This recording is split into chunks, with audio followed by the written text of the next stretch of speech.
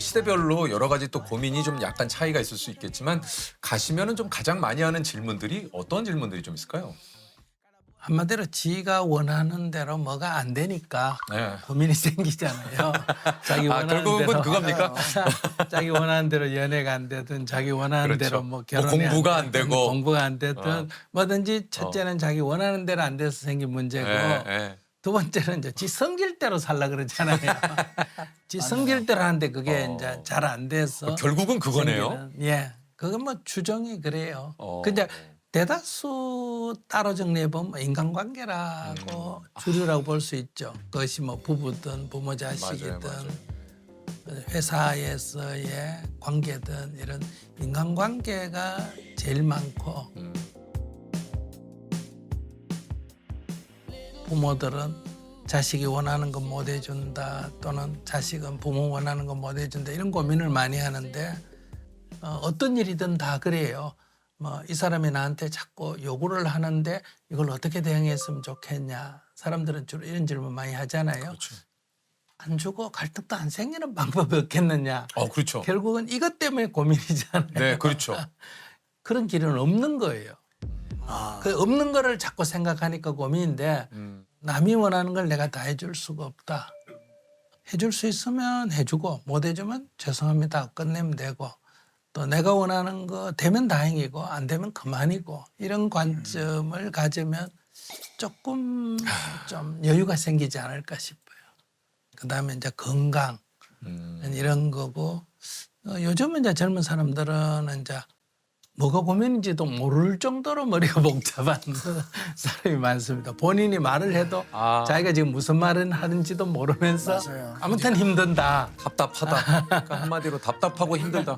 그러니까 여러 가지 고민과 뭐 고민이 얽히고 설켜서 내 스스로도 하나를 뽑아내기가 힘들 정도로 너무 심적으로 힘들고 복잡하다라는 얘기겠죠. 그래서 스님이 그 얘기하잖아요. 어차피 세상은 내 뜻대로 안 된다. 그런 얘기 많이 하시잖아요. 네네. 예. 혹시 스님께서는 화를 안 내십니까? 왜 안 내요? 내시는 경우도 있으세요? 예. 네. 어떨 때 좀 이렇게 화를 내세요? 누구나 다 화가 왜 일어나느냐 하면 화가 일어나는 거는 내가 옳다는 생각이 강할 때, 네. 즉 나는 옳고 상대가 틀렸다 할 때 그러니까요. 이제 상대가 그걸 인정을 안 하면 이제 이 화가 나죠. 화가 일어나거든요. 그러니까 이제 자기에 사로잡힌다 그러죠.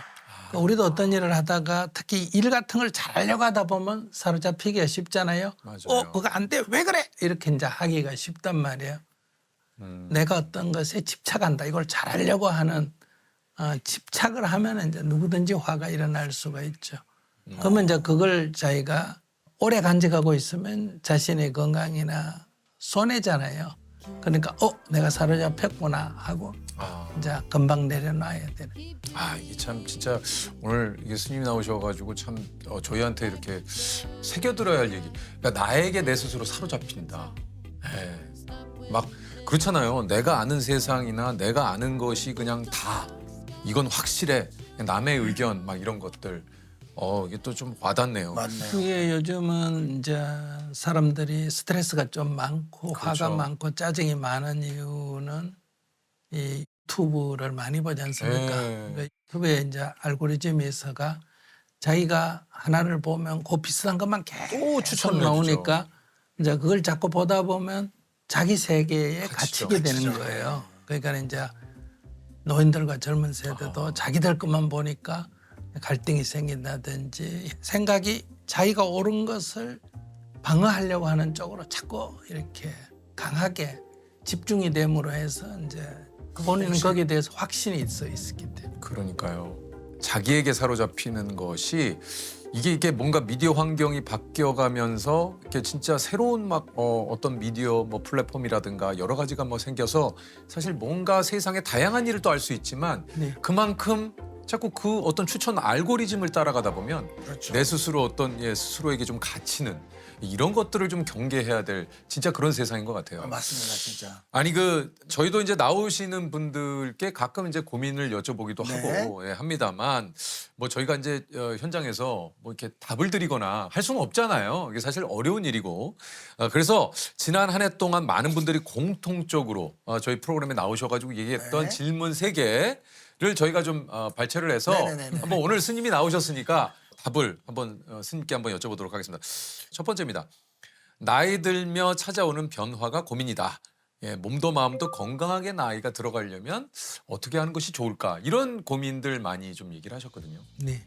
점점 이제 노화가 되고 그리고 이제 앞으로는 100세 시대도 아니고 110세 세대다 이런 말이 있잖아요. 네.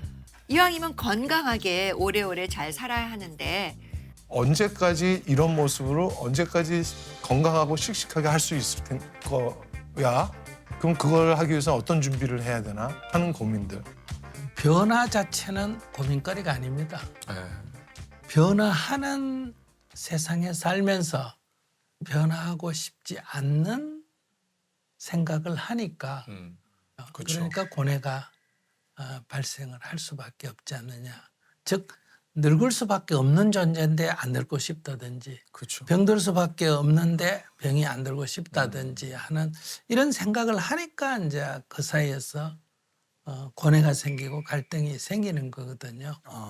결국은 내 마음을 바꿔야겠네요. 그게 마음을 바꾸기보다는 우리는 시간이 흐르는데도 변하지 않는 영원한 것이 있다고 보통 생각을 하는데 시간이 흐르는데 변하지 않는 것은 없다 하는 게 이제 불교 용어로는 재행무상이다, 무상이다 이렇게 말하는데 일체는 다 변화한다. 이게 진실이라는 거죠. 즉 사실을 받아들이면 뭐 고뇌할 일은 아니라는 거죠. 이제 변화에 어떻게 대응할 거냐 하는 건 물론 남았습니다. 그러니까요. 이게 사실 받아들여야 될 것을 받아들여야 되는데 그걸 받아들이지 못할 때 힘들죠. 네. 네, 맞습니다. 일과 가정, 나에 대한 밸런스를 잘 잡는 방법은 무엇일까요? 아, 정말 많은 분들이 또 이거 뭐 일과 가정 이게 참 밸런스 참 일하고 가정생활하고 두 개 다 같이 이렇게 잘해 나가는 게 사실은 쉽지 않거든요.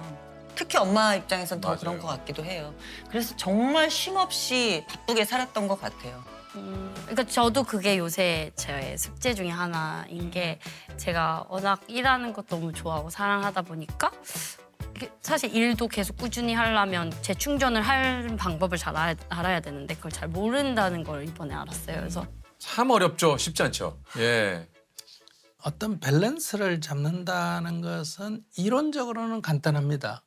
이쪽으로도 치우치지 않고 저쪽으로도 치우치지 않는다. 네. 똑바로 가면 된다. 그 참 어렵죠. 이러면 되는데 쉽게 얘기하면 이쪽 저쪽에 기둥을 세우고 밧줄을 매달고 균형을 딱 잡아가 똑바로 가면 된다. 이 말은 딱 한마디인데 네. 실제로 올라가면 안 되잖아요. 안 되죠. 흔들리고 예. 그러면 불가능하냐? 불가능은 아니잖아요.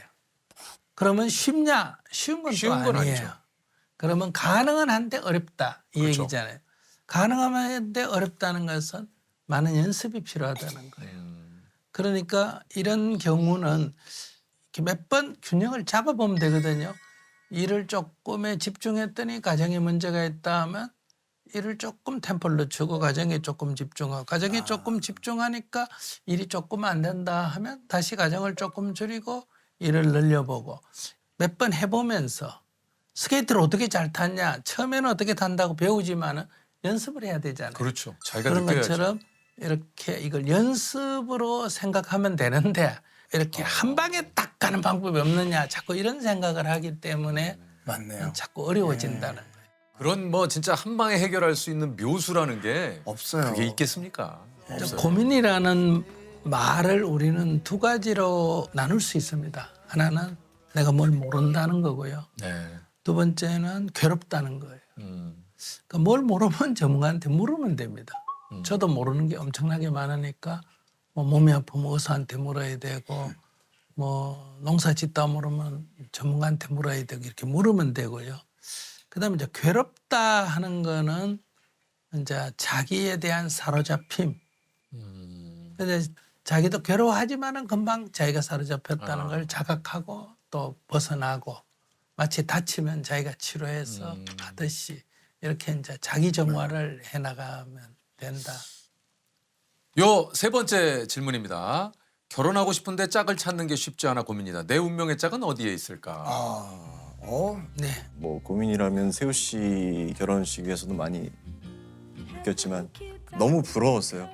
네. 아 진짜요? 너무 부러웠어요. 그래서 언젠간 만나지 않을까, 어딘가는 있겠지, 그런 운명론자라서 아직도 운명의 짝은 눈을 약간 낮추는 데 있습니다. 맞습니다. 그래. 아 지당하십니다. 그래요. 예. 뭐 답이 금방 나왔네요. 예, 운명의 짝이라고 정해진 것은 없다. 내가 괜찮네 하면 그 사람은 또 딴 사람 보고 괜찮네 이렇게 되거든요. 그러니까 내가 약간 낮추면 나를 쳐다보는 사람도 굉장히 많습니다. 자, 작년에 제가 이제 결혼을 이제 하게 작년에 됐습니다, 결혼했어요. 스님. 그래서 하다 보니까 다른 것보다 너무 행복하고 좋은데 이제 내가 진짜 어른이 되어가는 건가라는 생각을 하게 됐어요. 그래서 어른 준비를 좀 어떻게 해야 되는지가 좀 궁금합니다.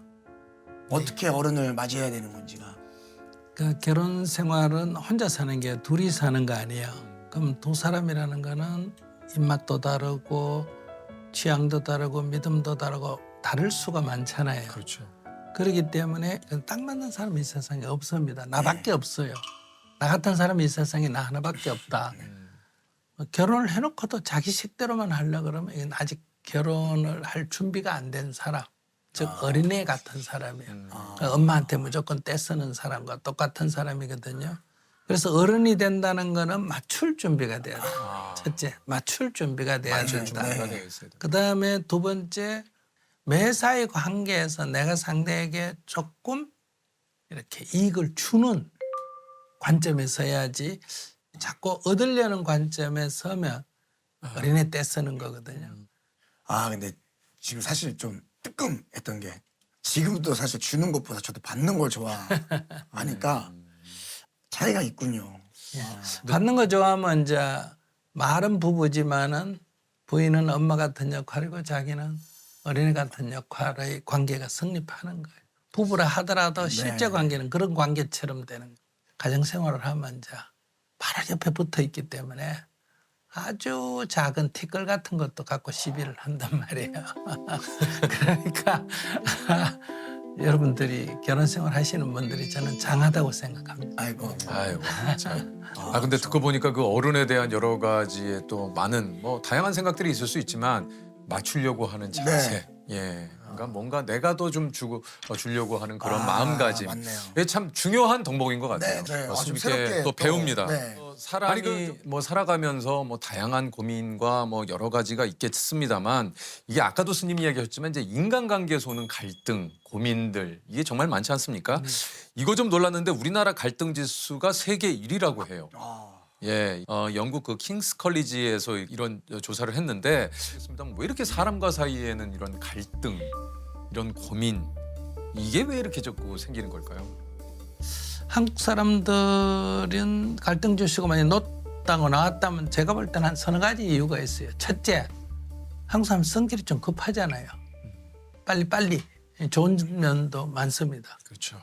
빨리빨리라는 건 약간 조급하다는 얘기잖아요. 그러면 그렇죠. 갈등이 좀 높을 수밖에 없고 그러면 갈등을 줄이려면 서로 다름을 첫째 인정해야 돼요. 그러니까 다르다 하는 관점에 서는 게 존중이죠. 상대를 존중하라 이 말은 떠받들어라 이게 아니라 나와 다른 것을 그냥 인정해라 이 얘기고 조금 거기서 한 발 더 가면 그 사람 입장에서는 그럴 수도 있겠다. 그러니까 아이 입장에서는 그럴 수도 있겠다. 아내 입장에서는 그럴 수 있겠다. 남편 입장은 그럴 수 있겠다. 이걸 이제 이해라 그래요. 이렇게 이해를 하면 첫째 내 마음에서 화는 안 일어나지 않습니까? 그렇죠. 그 사실 말씀하신 대로 좀 다름을 인정하고 사실 그런다라는 것이 참 이게 평소 실천하기가 쉽지 않죠. 알고 있는데 참 어렵습니다. 네. 이게 바로 존중이다. 그러니까 이것 또한 연습이 필요한 것 같습니다. 그렇죠. 네. 그럴 수도 있겠다 하는 이해가 이해다. 사랑이다. 그러니까 우리가 보통 이해 없는 내식의 좋아함은 폭력이죠. 내가 너를 좋아하는 건 엄격하게는 욕망입니다. 사랑이 아니고 부모가 자식한테 어떻게 매를 때려놓고도 너를 사랑하기 때문에 사랑의 매다 너를 사랑하기 때문에 욕을 했다 이런 건 다 맞지 않거든요. 그러니까 이해가 사랑이라는 거. 이해가 사랑이다. 네. 참. 자. 아, 우리 또 뭐 저 진짜 한편으로는 또 이런 이야기가 지금 방송을 보시는 분들 가운데는 예, 그런 말씀이 될 것 같다는 생각도 듭니다. 이게 이제 얼마 전에 이제 시리아 내전 지역에 학교를 또 세우기도 네네. 하셨고 아유. 이런 구호 활동을 또 우리 많은 분들과 함께 스님께서 지금 또 하고 계시다고 합니다. 지난 1년 동안에 민다나오에 원주민 학교 5개, 그다음에 장애인 학교 5개, 10개를 지었는데 3월 달에 가서는 10개 답사하고 이번에 이제 12월에 가서는 준공식 하고 이제 그러셨군요. 이럴 때면 이러는 이제 그 활동에 시간을 많이 보내는 편이에요. 아니 그 저 스님께 한번 또 갑자기 좀 네. 드리고 싶은 질문인데 스님은 뭐 소소한 행복 이런 것들 그쵸. 요즘 그게 많이들 궁금했어요. 얘기하잖아요. 네. 스님의 좀 소소한 행복은 무엇일지 좀 궁금합니다. 그냥 일상생활입니다. 저는요. 음, 일상생활. 밥 먹을 때 행복하지 않아요? 행복하죠. 행복하죠. 굶어 보면 밥 먹을 때 행복하고 목말라 보면 이 물 마실 때가 행복하고 걸어 다녀 보면 트럭 뒤에 타는 것도 엄청난 행복이거든요. 네.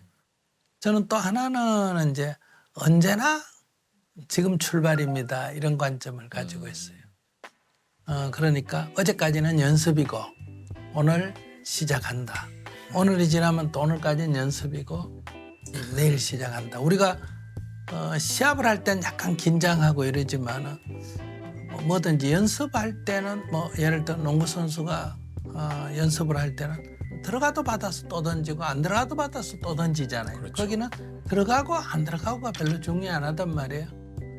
그러나 이제 그런 과정을 거치면서 들어간 횟수가 점점 늘어나지 않습니까? 그러니까 항상 우리의 인생은 연습같이 생각을 하면 저는 조금 삶이 좀 가볍지 않을까 이렇게 생각을 해요. 그래서 항상 지금 출발, 처음 하듯이 항상 그렇게 하면 어떨까. 참 뭐 오늘 연초에 참 그 많은 분들께서 뭐 또 새로운 도전 또 새로운 어떤 목표를 가지시는 분들도 계시겠지만 난 또 올해 어떻게 시작을 할까 하시는 분들께서도 우리 또 스님께서 해주신 이야기가 뭔가 좀 도움이 될 것 같은 생각이 좀 듭니다.